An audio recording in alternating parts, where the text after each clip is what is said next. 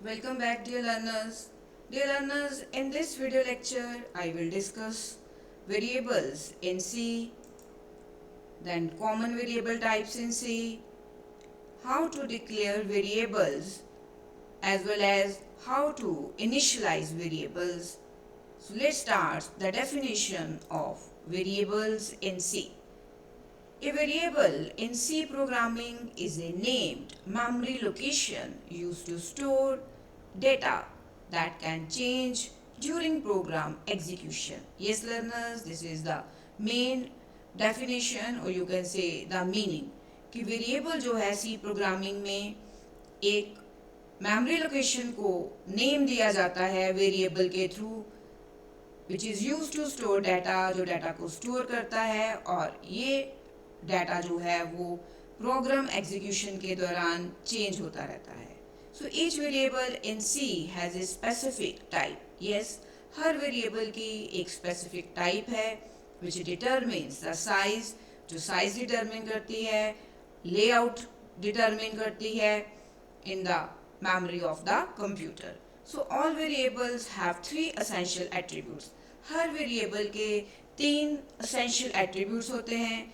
एक तो वेरिएबल का नेम होता है, वेरिएबल की वैल्यू होती है और memory where the value is stored, जहाँ पे वैल्यू को क्या करा जाता है, स्टोर करा जाता है. So common variable types in C are, first is int जो होल नंबर को स्टोर करता है, then have float which is used to store decimal numbers, then char we store a single character, and double it is used to store large decimal values. Next is how to declare variables. So अगर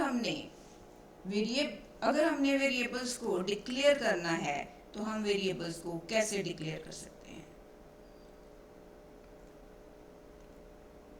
So syntax for declaring variable is as follow. तो क्या syntax है? First you have to define the data type. आपको पहले data type देनी पड़ेगी, फिर उसके बाद आप variable का name दोगे. जैसे यहाँ पे है int a, तो int जो है वो एक data type है, a जो है वो variable का name है.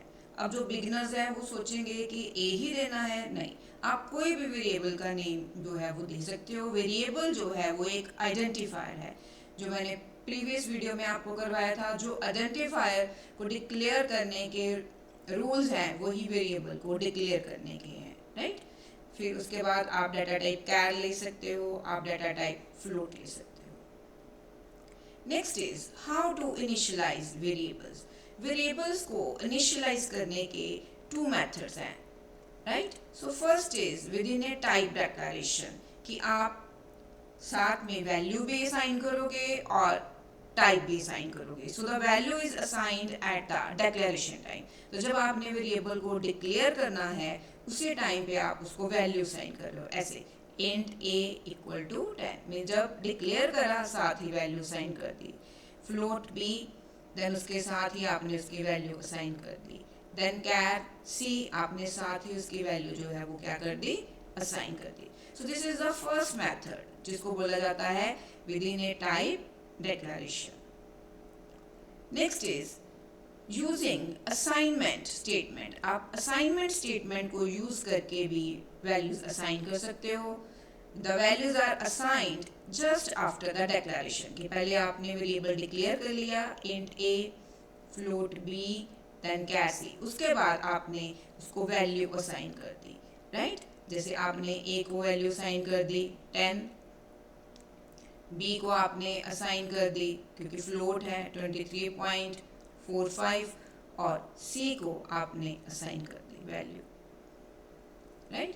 तो जब आप पहले वेरिएबल्स को डिक्लेयर करके वैल्यू को असाइन करते हो, that is known as using assignment statement method.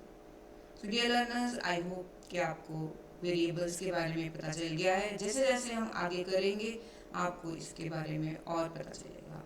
सो इस वीडियो लेक्चर में इतना ही. Thanks a lot. Thanks for your time.